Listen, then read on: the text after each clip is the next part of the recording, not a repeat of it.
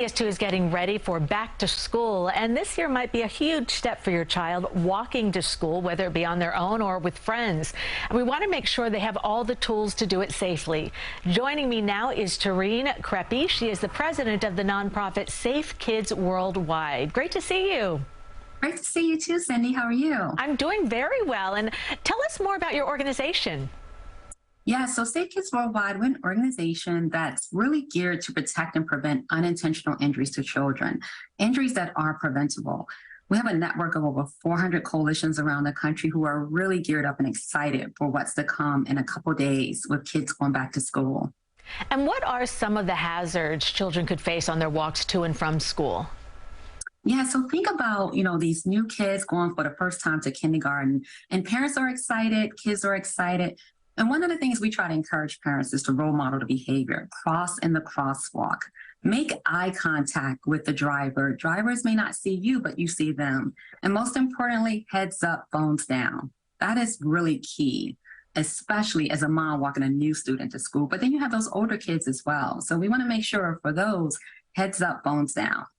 And that is really good. I know as an adult, we need to learn that too. So now sometimes kids get encouraged by their friends to walk home in, dangerous ways, like a shortcut that's on railroad tracks. So how would you talk to your child about not doing that? Yeah, I don't think we realize that, we ride a train and it's loud, but outside trains are very quiet. And so we encourage parents to make sure that they practice the safe route to school for their children. Shortcuts can cause really bad, serious incidences that you don't anticipate. You're not faster than a train. So we encourage you, please, walk the safest route to school. Do not cross railroads. I always say walk in pairs. I think kids can motivate each other and empower each other to do the right thing. That is so true. Now, as we talked about, kids are attached to their phones these days, and texting while walking is common. So how do we get them to do it less or even not at all?